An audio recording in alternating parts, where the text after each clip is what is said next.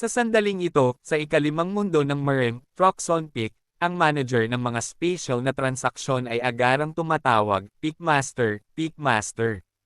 Si Joseong Ha, ang Peakmaster ng Troxon Peak, ay nabigla sa sandaling marinig niya ang ulat, nanlilisik na hindi makapaniwala, ano ang nangyayari. Yung hamak na actually, nahanap mo na ba talaga siya?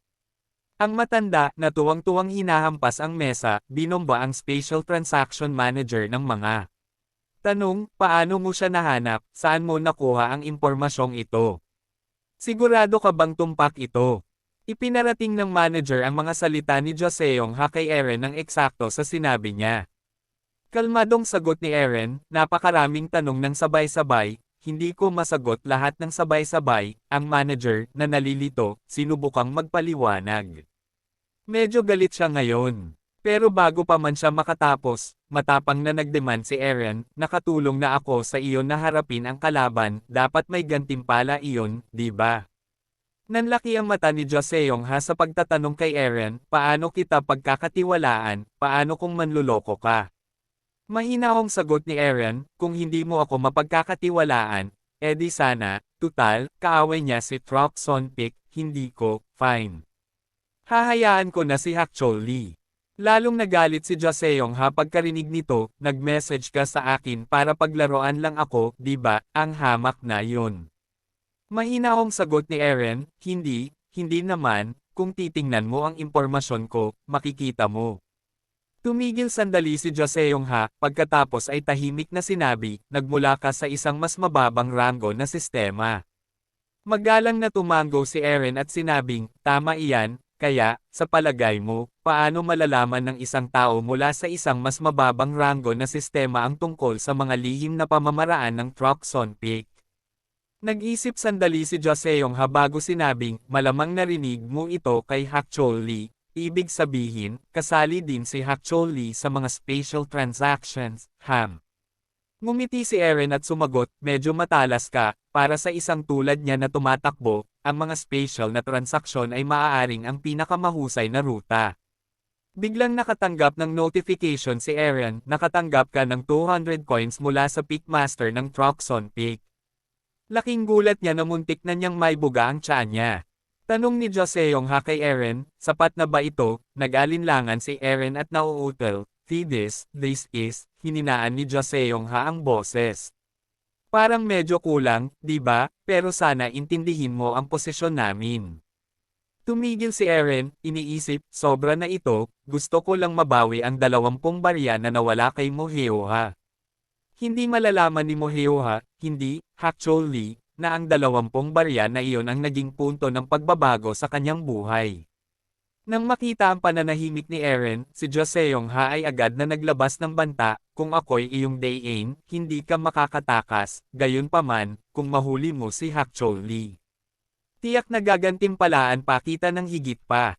Nakaramdam si Eren ng kasiyahan sa loob ng marinig ito, pakiramdam na may isang piraso ng langit na nahulog sa kanyang kondangan. Kaagad niyang isiniwalat ang impormasyon kay Joseong Ha, ang alias ni Hakchol Lee ay may heroha, at tila binago niya ang kanyang hitsura para itago ang kanyang pagkakakilanlan, nagpahayag ng matinding pasasalamat si Troxon Peak sa pakikipagtulungan ni Eren.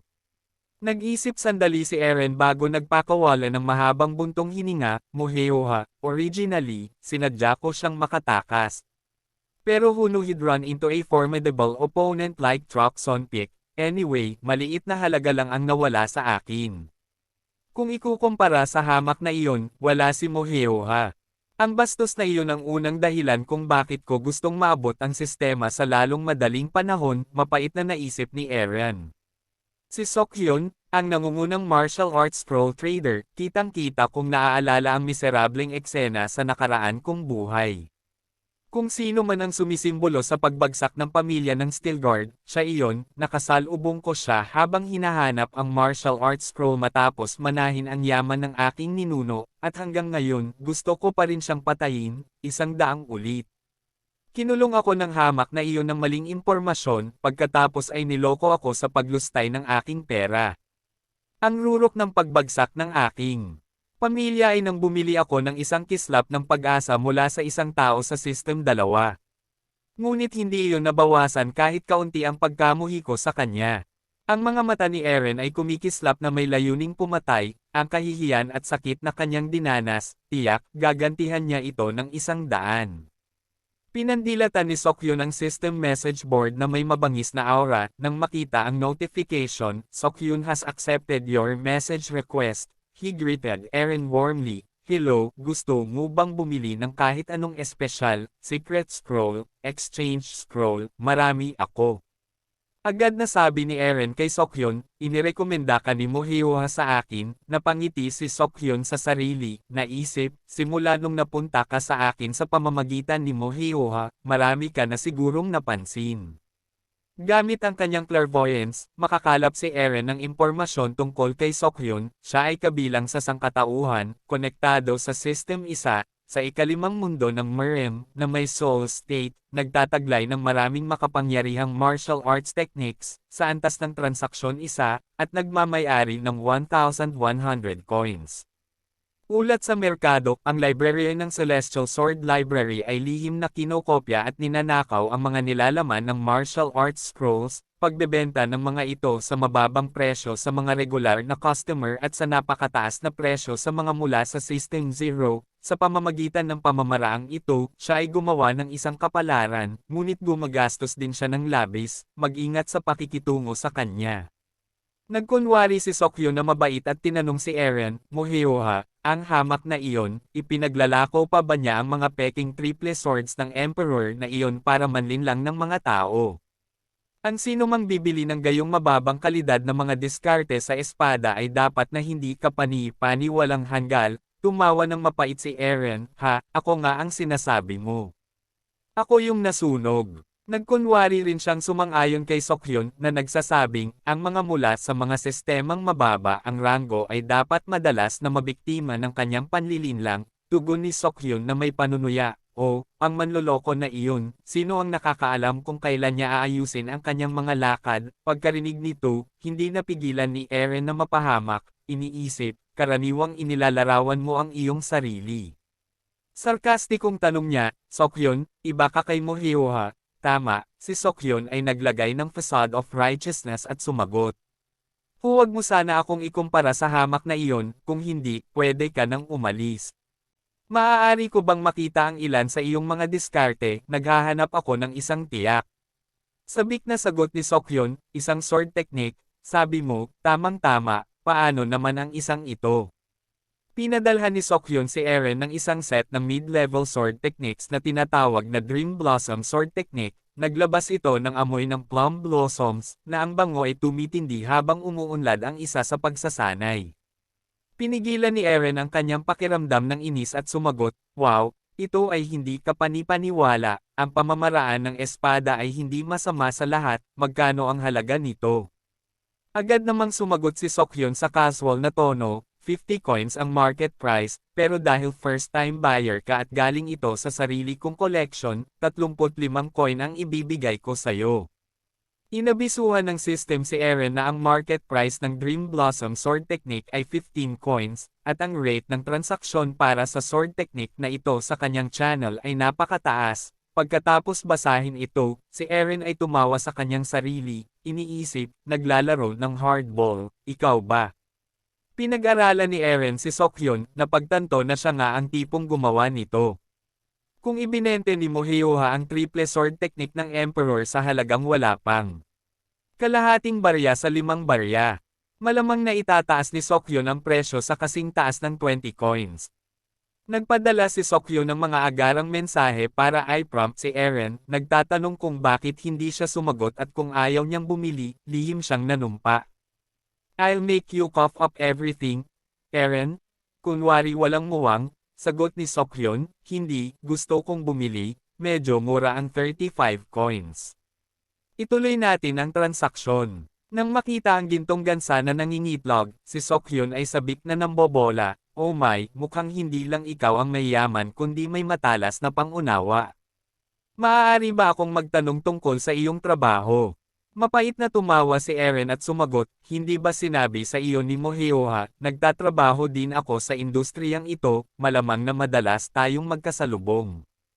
Tusong ngumisi si Seokhyun, iniisip sa sarili, talagang tanga ang lalaking ito, nagsalita siya, o, ganun ba? Dapat kumbinsido ang taong ito na si Eren ay isang simpleng tao. Sinabi niya na nagtatrabaho siya sa industriyang ito ngunit hindi lang alam ang presyo ng merkado o ang pagraranggo ng mga diskarte. Ha! What a fool! Naisip ni Sokyon, hindi ko hahayaang mawala ang isda na ito, kaya masayang nagmungkahi siya kay Eren, I always welcome customers like you, let's be friends, shall we? Eren happily responded, sure, sounds good. Kinumpirma ni Eren ang friend request mula kay Sokyon gamit ang isang kamay habang palihim na inilista ang Dream Blossom sword technique na ibinebenta sa isa pa. Tahimik siyang nagkalkula, ngayong nahuli na niya ang pain, malugi man ako, maibebenta ko pa rin ito sa makatuwirang presyo. Eren harbored a sense of satisfaction, thinking to himself, keep smiling, Sokyon. Sa hindi inaasahang pagkakataon, sa pagkakataong iyon, kumatok si Ezel sa kanyang pinto, Master, ako po si Ezel, anunsyo niya, mahinahong sagot ni Eren, pasok. Inangat ni Ezel ang ulo niya para tignan si Eren, at gulat na gulat ang reaksyon ni Eren na napatigil sa sinabi niya, excuse me, ang iyong Panginoon. Napalingon si Eren kay Ezel, ano ba? Sa isang iglap, dali-daling tinakpan ni Ezel ang mukha niya at tumalikod na bamulong, hay nako, nadulas lang ang balak ko, nakita ko lang si Sokyon, kaya hindi ko napigilan ang sarili ko. Mabilis na tumawa si Eren kasama si Ezel, pasensya na, wala ka namang kasalanan, Awkwardly sumagot si Ezel, well, kung may kailangan ka pa, o kung laktawan mo ang sesyon ng pagsasanay ngayong umaga. Masayang iwinagayway ni Eren ang kanyang kamay, ipinakita ang kanyang mga kalamnan, at sinabing, huwag mag-alala, maganda ang pakiramdam ko, na wala sa pagpapakita ng kanyang mga kalamnan. Hindi sinasadyang nabunyag ni Eren ang isang bahagi ng kanyang sinturon na humihigpit sa kanyang mga kalamnan. Medyo awkward ang pakiramdam ni Ezel, parang may progress ang amo niya nitong mga nakaraang araw. Nahihiya siyang namula at mabilis na inilayo ang mukha, sinabing, oo, syempre. Si Eren, saglit na nakalimot, ay nagtanong, bakit ang pula ng mukha niya? Feeling pleased with himself, Eren brushed his hair back, looking suave, medyo nakakainis lang. Kung titignan ako ni Ezel na parang lalaki, anong magagawa ko? He chuckled. Mayabang na sabi ni Eren sa sarili ko, hindi ko pa nga naipapakita ang kalahati ng talent ko nakatingin na siya sa akin ng ganon. Si Ezel, nalilito pa rin at nahihiya, nag-alinlangan, Master. Siya ay nagsimulang pansamantala, si Eren, sa isang banayad at nakaka-relax na kalooban, ay hinihikayat siya, oo. Ezel, sige magsalita ka. Nag-alinlangan ang kasambahay bago nagpatuloy. So, tungkol sa bagay kay Master Kiren ngayong umaga. Biglang naalala ni Eren, tama, kung hindi ako nagkakamali, may kinalaman ako sa kapatid ko. Agad siyang nagtungo sa lugar kung saan nagsanay ang mga kabalyero at doon mismo nabangga si Kiren. Sa sandaling magka-eye contact sila, tiningnan ni Kiren si Eren na may maamong mga mata, na para bang may matagal ng sama ng loob sa kanilang dalawa kaysa magkapatid.